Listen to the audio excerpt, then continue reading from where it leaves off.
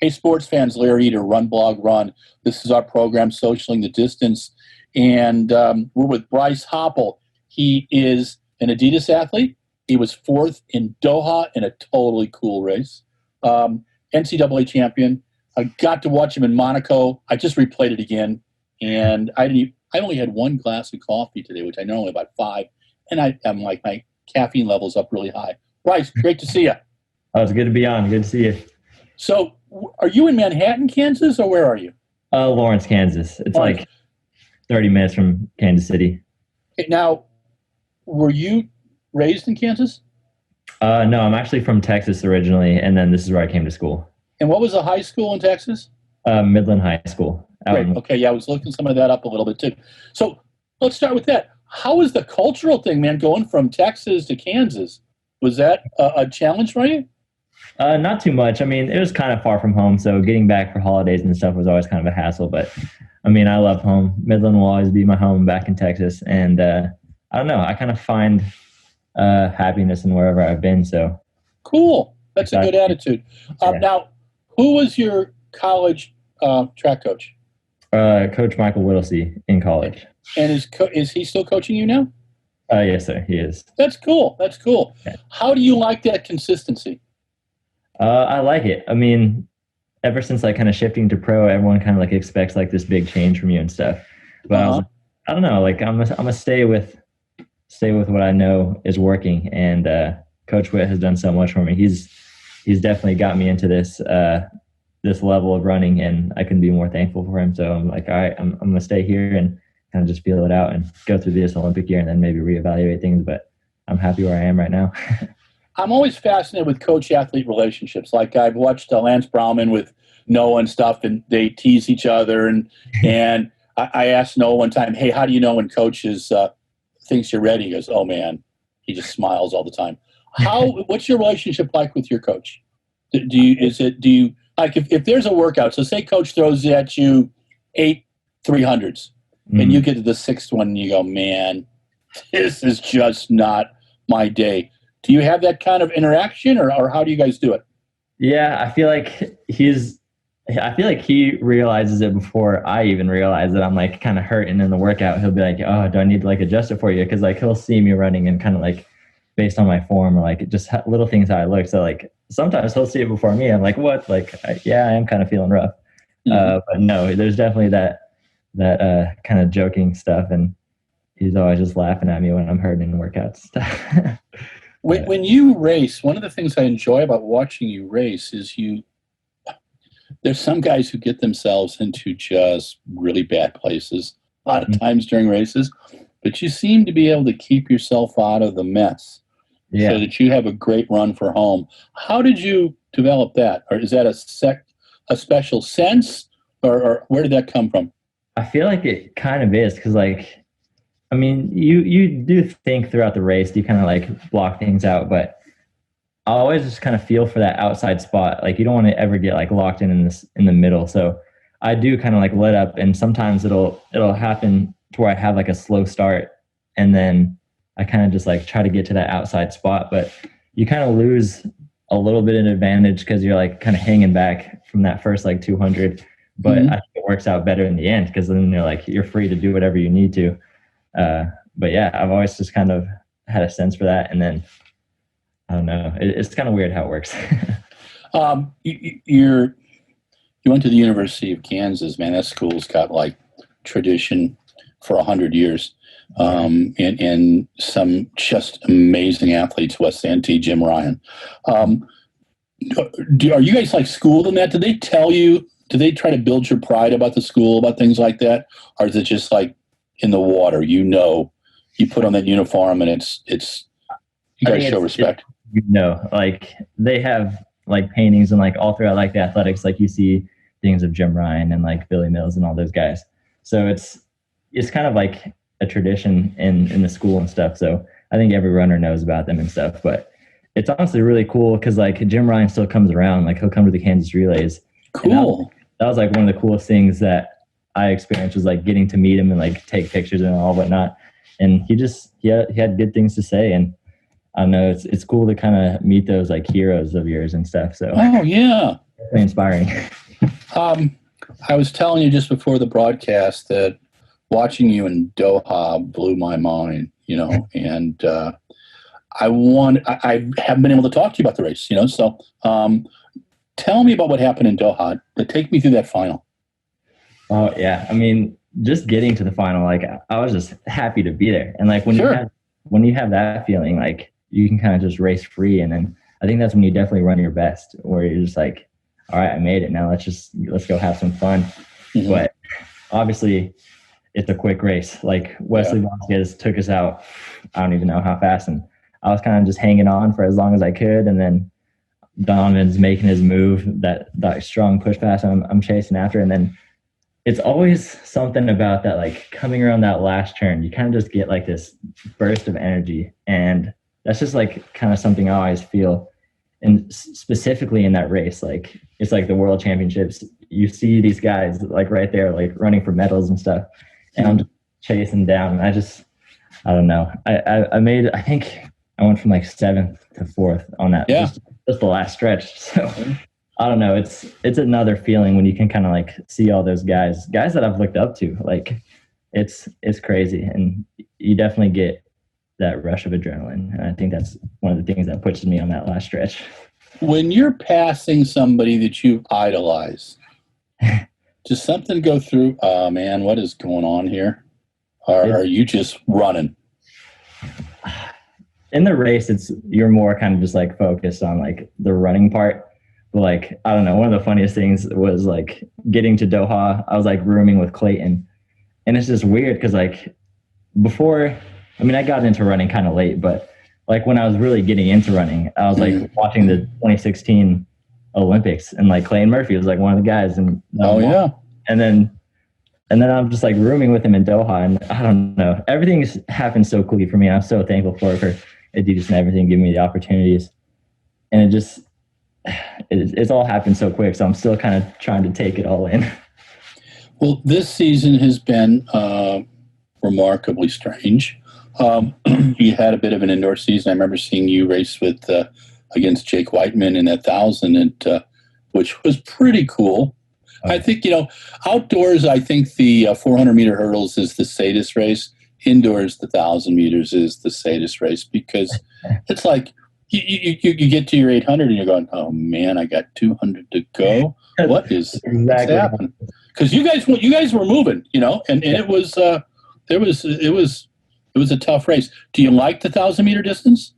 That was my first time running it. I ran it. Wow. Well, okay, wait. I ran it one time my freshman year and it went okay. And then that was like the second time ever running it. So my coach was just like kind of how you just said. He was just like, all right, it's an 800, and then just go hang on for another 200.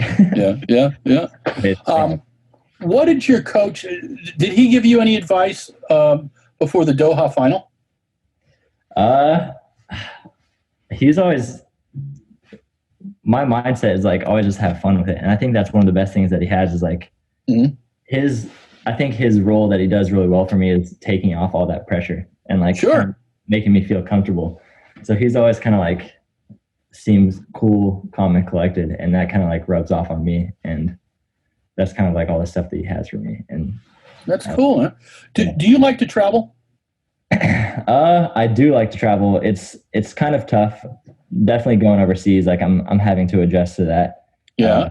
We got over to Monaco in like a lot of time. We were there for like week and a half just for one race. So that was kind of get settled and stuff. But with this like second series, it's definitely tough and something I'm gonna have to get used to. But I do like traveling. It's cool to see all the beautiful new places. Monaco was an amazing race. You and Donovan went 1-2, and man, you made some serious Houston McTeer move over that last 50 meters. I love your finish, because it just drives me crazy how many guys lose races in that last 75 meters. And I remember Bernard Lagat telling me when he won his 1,500 in Osaka, and I was like, what did you do? Because it was like 9 guys together with 80 meters. And he goes, if you can hold on to 50, you got it, man. And I'm like going, how do you like keep from losing it, you know? And it's fascinating to me, but you just made that, like you said, came off the turn, you made that move, you just kept going. What were you telling yourself in that race? That one was just like, there's Donovan, go get him. Yeah, good. I've never been like that competitive, especially in that fast of a race with Donovan. I mean, I've only raced against him like a couple times now. Yeah. But that was a weird race because like we hadn't raced all year. I mean, it was a crazy year and stuff. So that was another thing where I think I ran well because I was just like, all right, I'm gonna go out there and see how I'm feeling. Like it's the first race of the year. Normally it's just like a rust buster, but I just went out there and I was like, all right, let's go run fast. How many races did you have in 2020 outdoors? So I went to Monaco and then I went to Zagreb and then Doha, and that was it for outdoors. Okay. Yeah. What was Zagreb like? It was nice. I mean, I think it's just really cool to see new places and kind of like different cultures and stuff. Sure. But I'm loving everywhere I go, honestly. It's good. Did you like Doha? Oh yeah, Doha's fun. How did you do with the heat? Was it different the second time around for you, or was it? It felt more humid. Like it was so humid out there. Yeah, that's I remember like I've gone over there for 10 years, but last fall my son and I had to stay in Kuwait City overnight, and then we flew in, and we're walking to the stadium, and we had a 2-mile walk to the stadium, and I'm going, it's 95 degrees. This is humidity I don't feel in the Midwest. What is this, And then you got that air conditioning coming on. Now, during the meet this time, did they, was the air conditioning thing going, or was it a little different scene? We were at a different track. We weren't at the big World you're at the smaller stadium, where they used to do the Doha meetings. Yeah, they used to have. Now, was there anybody in the stands? They had a few. It looked like just some of the locals were there, but for the most part, they had it pretty under wraps with no viewers and stuff. How was that? Like Monaco, Zagreb, and Doha, like you go to Europe and there's crowds, man. I mean, I've been going for 20 years, and this is the first year I didn't go, and it's like I love Monaco because that crowd is amazing. That was one of the cool things about Monaco was that they were able to still get in like I don't know what percent of the capacity, but they were still able to get fans in there, so it was good atmosphere. Good. What was so this has been a crazy season. When did the pandemic start affecting you in your training and your racing? So I feel like it's still affecting it just because like it makes it tough to get in the weight room with the track team here at KU because that's sure. Lift and stuff. So there's still kind of restrictions on that. So it's still affecting it. But I think the biggest thing was like having to train solo this whole time. Yeah. Wow. I don't really have a group or like professional group.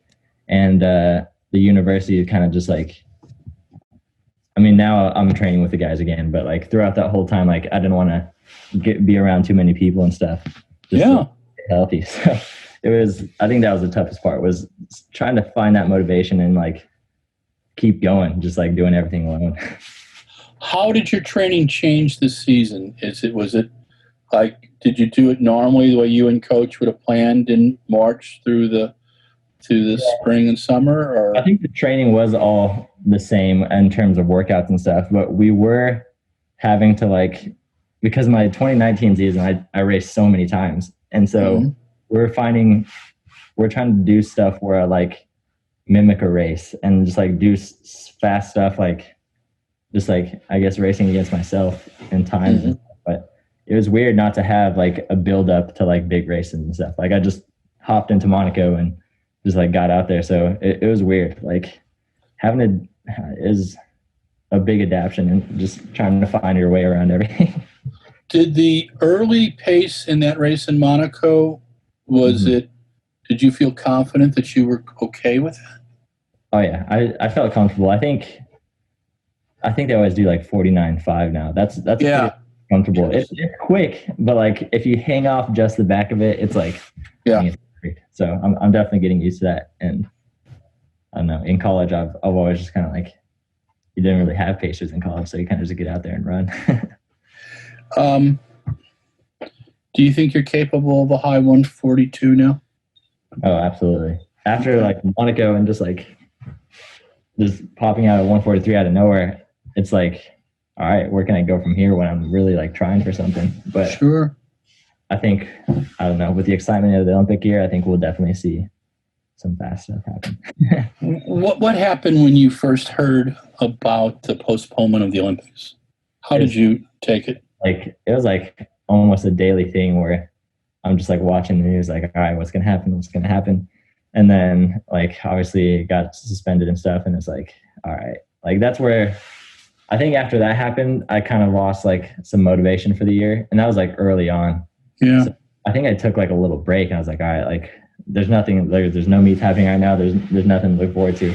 So I took like a little break. And then obviously as things started looking a little bit better, I started training again. But it was tough. Like that's a big blow to inspiration and stuff. So I don't know. But now like it's optimistic. Like now I'm like, all right, I'm a year stronger and I have a year more to prepare. So I'll definitely be ready for it this time around.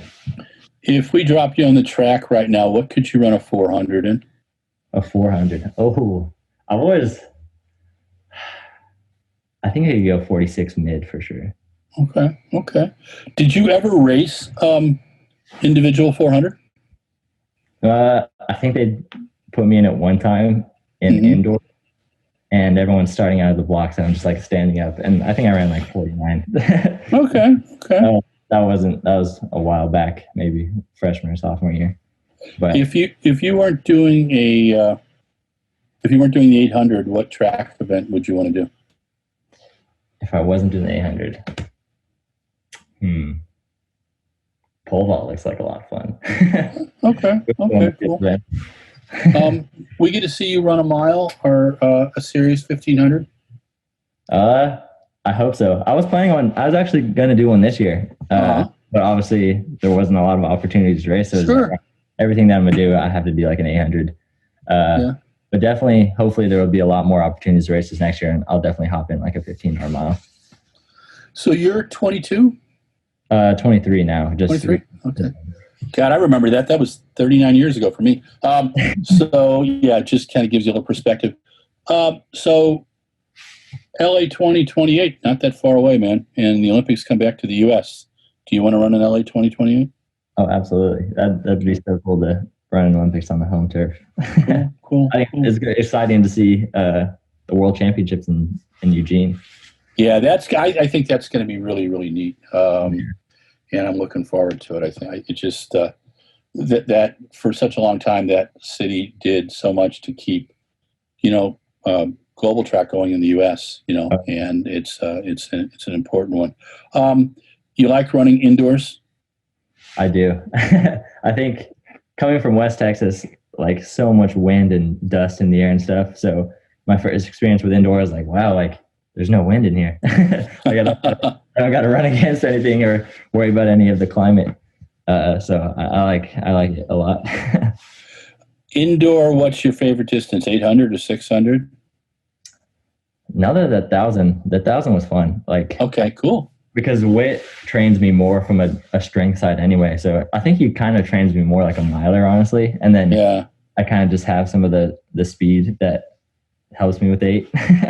So, I mean, before I found really my stride in the 800, I think throughout college, Coach Witt was kind of always pushing me towards being a miler. But I never took the bait. What is the workout you despise, but you know it's good for you? So it's like one we always do before like really like tough races and stuff. It'll be like a week or 2 out. And it's kind of a sneaky one because it doesn't sound bad. It's like the 5-3-2 workout. And it's just like, oh, like those are short intervals. But he gives you like no rest. And they're like back to back. And they just kill your legs. They fill them up with lactic acid and it hurts. But I know it's good for me, and I always dread it once I hear what it is. What's your favorite workout? Favorite? I mean, it's not really a workout, but like it was always fun to just hop in. We do like 6 200s like every Thursday just for like some speed work. And obviously I trained with like the cross country side at KU. Yeah. Running some 200s against those guys was always fun. Did you ever do, there was a workout I used to have my 400 guys do, which was 4 times the 350 with a running start. And I would do that on Fridays. And Jerry Rice and the 49ers was working out with us. And he did that for a couple seasons. And he'd be puking on the side of the track with everybody. And I did it kind of, one thing to kind of show them, yeah, this is, when you're on the track, you're mine. This is what we're going to do. But they get confidence in it. Was there a workout that Coach had you guys do during the season that you cut early on? It was like, oh my gosh. But a little later it was like, yeah, man, I'm ready. Yeah, I'm really ready. Does he throw workouts like that at you? I don't know. I think there's only like a very few that like are very unique workouts. I feel like he's pretty consistent throughout the year. And then there's just like that 5-3-2 thing that happens before big races. But we never really do like a ton of, like you said, like just 350s. I feel like he's always doing like ladders. So I'll like start with like thousands and then like kind of work my way down to like faster stuff. That seems to be the like normal way that he likes to do things. And it's worked, so I like it. Do you feel confident in your kick? Yeah, I think if I like, that's what I'm always, that's another thing he's always telling me, and I think I have confidence in, is he's always just like, if you're in the race at that last 100, like you can get it. Like, no. Yeah. And that's one of the things is like staying in the right position. And it's hard because like they go out fast sometimes, and sometimes after that first 400, you're like, oh man, like we got to go another one. But no, I think it's all about just like staying competitive throughout the whole thing. And if you put yourself in the right position, and like I see all the guys around me at that last 100, I like definitely confident in it. Does that motivate you when you're down to the last 100 and you see guys starting to come back to you? Oh yeah, like okay. It's kind of like a snowball, because it's like, all right, like I'm moving, and then like, oh, I'm catching them, and then it's just like more, and then more, and then go and go. What is the sense of like then? Are you in pain? Are you, you're tired, but this is the race. This is what it's all about. What do you tell yourself? I think going through my head is like, stay smooth and like make sure you're formed, because like it's so easy to just like, as soon as you start locking up and just like really muscling it, then you're just gonna like start moving back. So I think what's going through my head of that is like, just keep it smooth, keep it quick, and just like kind of keep your form, I guess. And then kind of just like comes with it. How are you and Donovan off the track? Oh, he's a great guy. I mean, it's always cool to see him and talk to him and stuff. I don't know, I haven't seen him that often, because obviously he trains way over in Oregon. And sure, yeah. We've only been to like the same meet like 3 times now. So I don't know, he's a cool guy to like. It's cool to be friends with some of your competitors. Do you now, especially after Monaco, feel that you can be competitive with just about anybody? Absolutely. Like, okay. Because right now he's like the reigning world champion. So yeah. So I'm like, all right, I can take on anybody. Yeah. But, yeah, I don't know. It's still crazy. I still kind of like have to see myself at this level. So.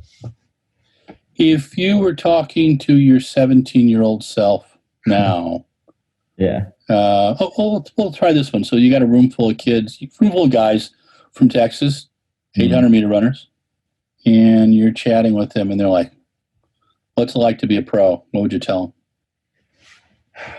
I would say it's honestly kind of the same, and it's like you just find something you love, and then just put everything that you have into it, I guess. And I don't know, once you make it here, it's like it still kind of feels the same. You're still running against, it's all like relative, like you're in high school, like you're running against all the fast guys, and then you're just still running against fast people. So I don't know, like work hard for it and see yourself at those different stages and running, like you can compete, and you just do your best with wherever you're at in your career. Are you enjoying being a professional athlete? I am. I mean, this first year was like kind of just weird because I didn't get to really experience the full thing of it for my rookie season. But I'm hoping this next year's kind of more normal. What did Coach tell you when the Olympics were postponed?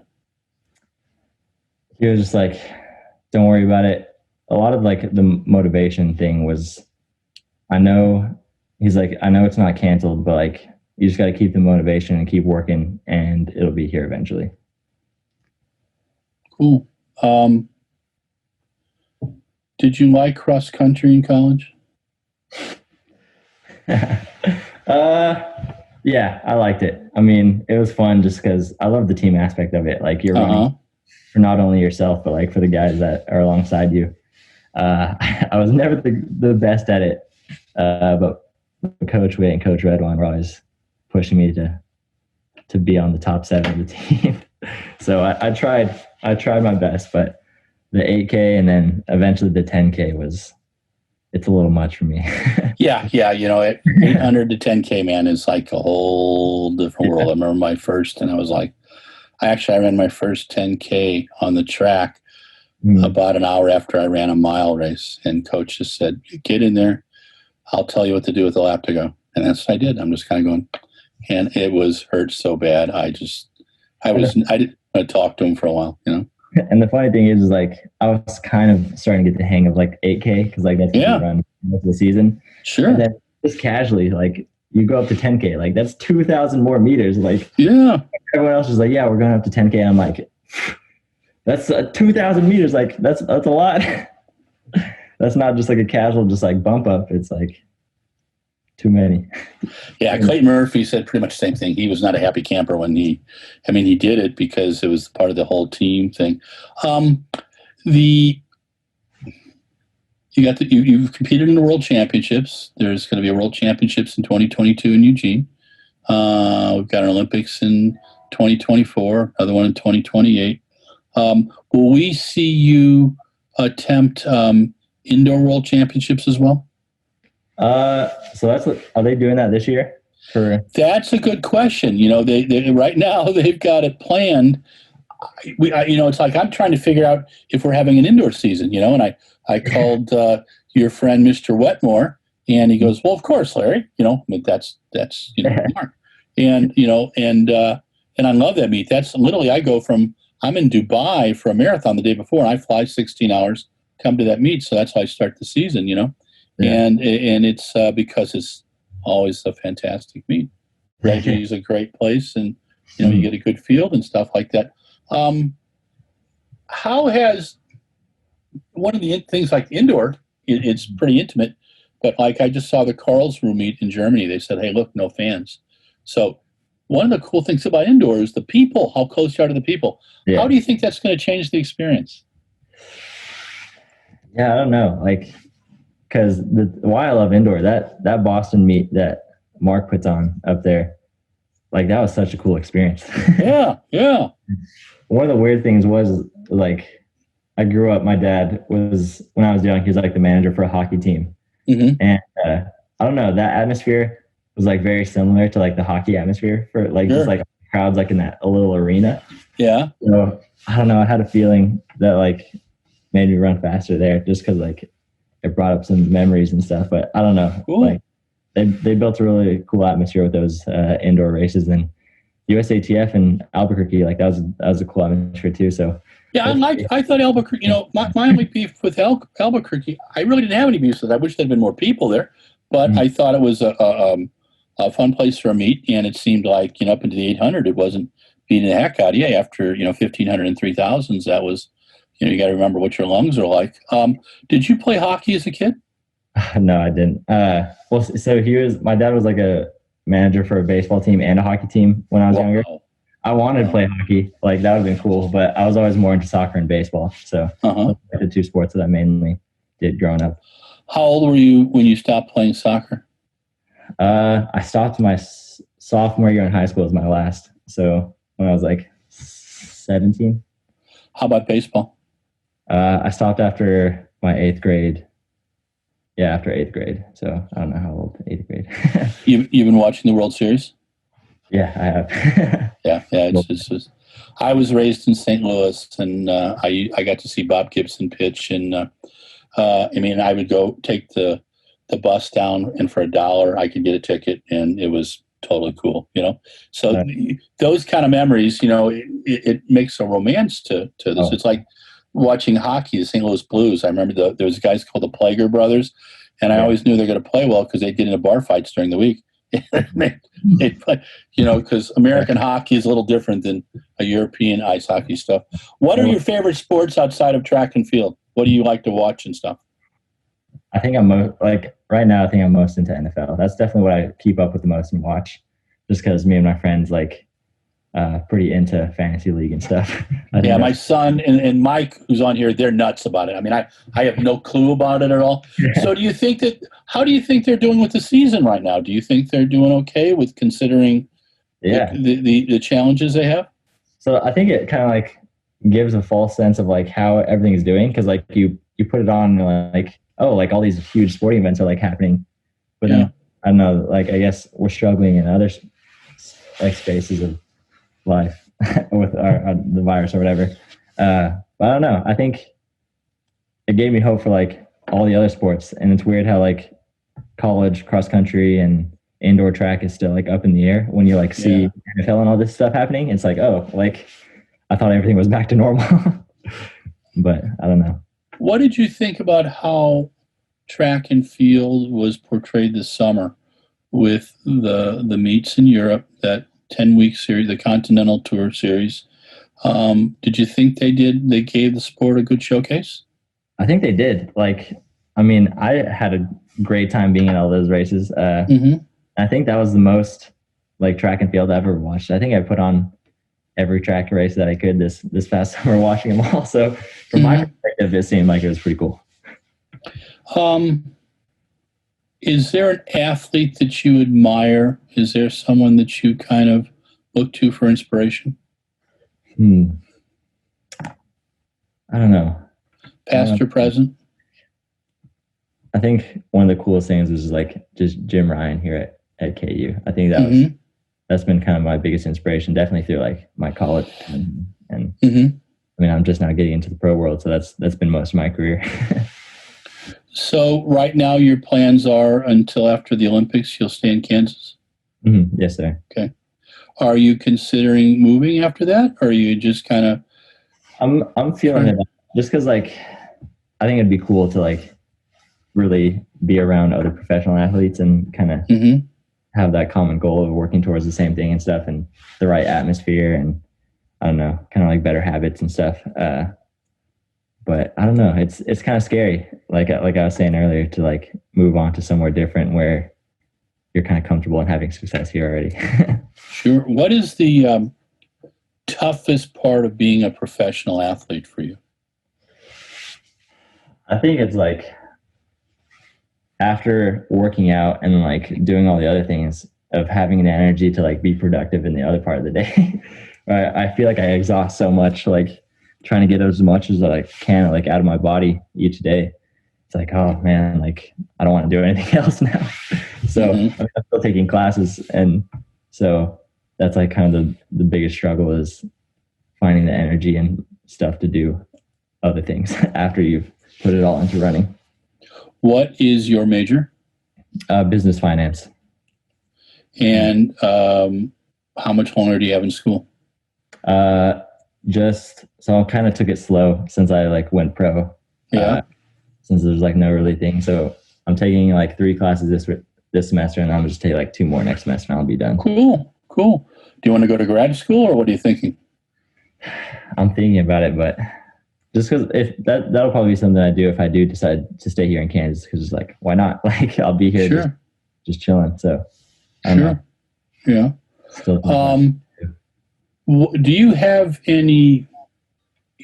Do you have like an inspirational quote that you use to kind of motivate yourself, or anything like that?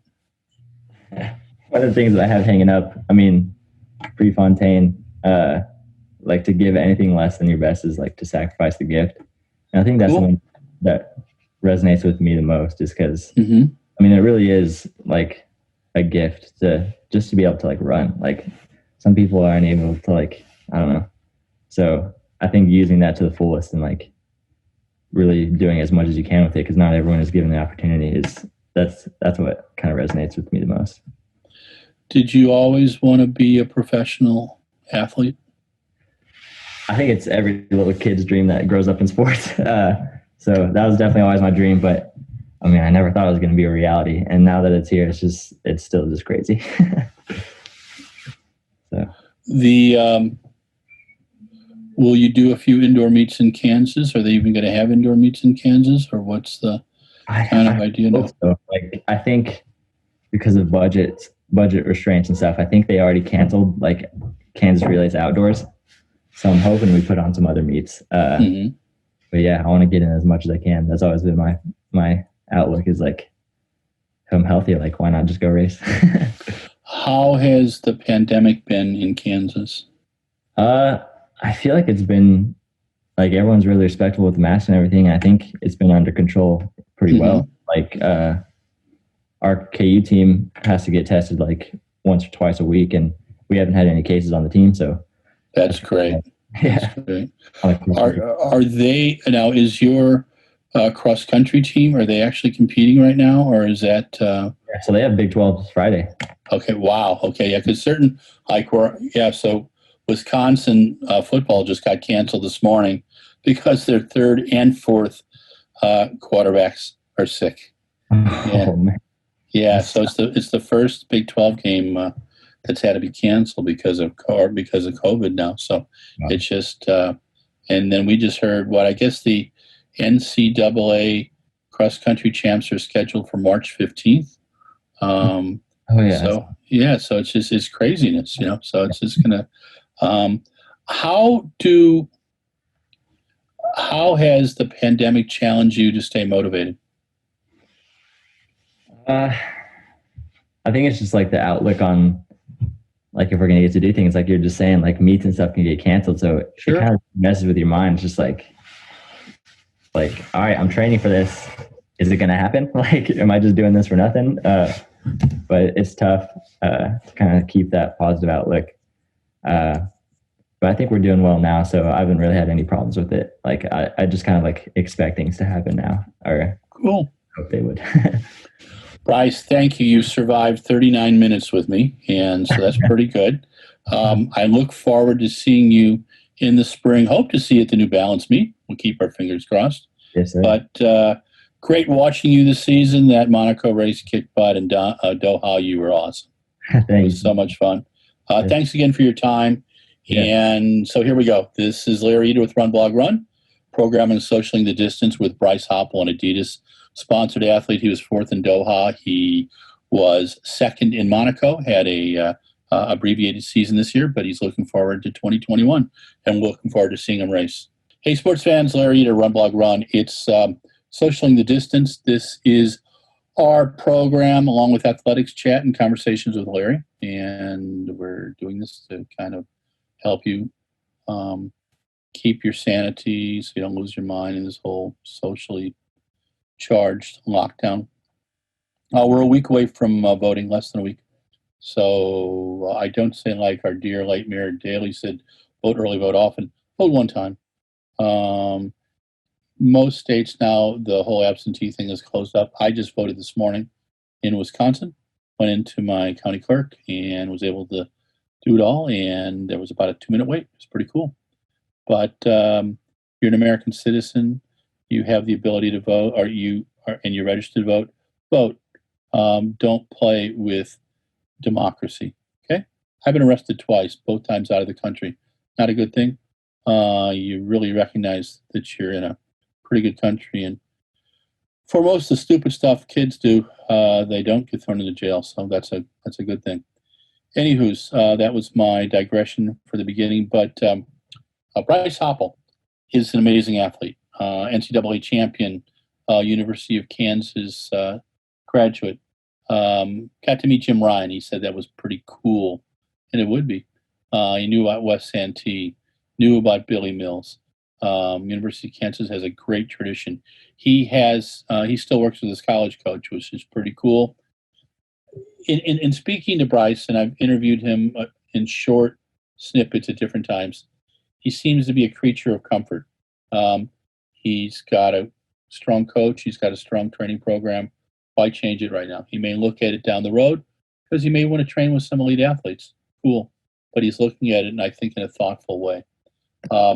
In 2019, he had that brilliant finish in Doha at the World Championships, where his U.S. teammate Donovan Brazier won the title and broke the American record in first place. In fourth place, going from seventh to fourth, was one Bryce Hoppel, and his finish was superb. I was up at the top of the stadium, and I got to watch the race, and it was a sight to behold. Bryce has got some real speed, and he seems to be able to handle that sub 49, 49.5 early 800 pace, stay on at the 600, and then with about 100 meters to go, tear the place up. And that's what he did in Doha. In Monaco this season, he finished second to Donovan Brazier with a very impressive 143. I think it was 24. But he had 3 races outdoors: Zagreb, Doha, and Monaco. He said what was cool about Monaco is they did get some fans in, and he loves to travel. Zagreb, he thought it was cool. Doha he had been to before, but he said it was really humid in Doha. It was in the smaller stadium this time. They held the World Champs in the Khalifa Stadium, which is huge. Had probably the largest air conditioning units. Yeah, so figure this out. You're walking into a stadium, it's 95 degrees, and it's 100% humidity. You are soaking, and you are going, am I in a certain corner of hell? No, you're in Doha, Qatar. So you go inside the stadium, and all of a sudden this air conditioning hits you, and it's a perfect 70 degrees, and you're going from 95 to 100 to 70 degrees, and you're going, God, I love this stadium. I love this country. Yeah, it changes quick. We're fickle. I know we're fickle.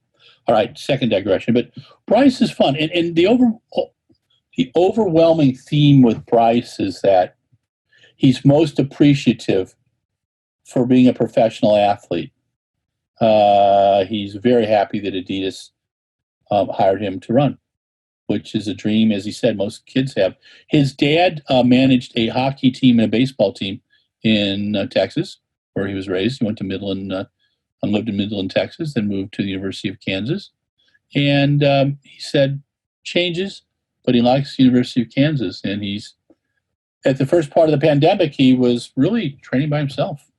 And much of the season he was too, but his coach put him in a good place. So when he had his first race this season, he runs a 143. Pretty impressive. I asked him if he could run a 142, and he looked at me like, duh. Yes, of course he can run a 142. But here was the most interesting, I think, exchange.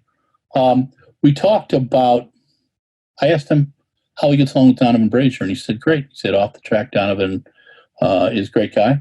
He said, I've only raced against him 3 times. I said, and I was trying to be very careful. I don't want to encourage rivalries. I like to see them put it all on the track and keep it there.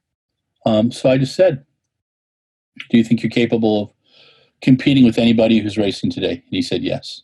And that tells me a lot about Bryce Hoppel. That guy has got a finish out of this world. He also can handle the early pace, and he can withstand the middle race pace, so that he is in the hunt, he is in the race. And if he's in the hunt and in the race with 100 meters to go, boy, and he smells blood, you're in trouble. You're in trouble. He is a classically built 800-meter runner. You know, he's got 46 mid speed in the 400. Probably could run a little faster, I think, if he did some 400 stuff. But he wants to run the mile. He wants to run the 1500, which I think he could do well in as well.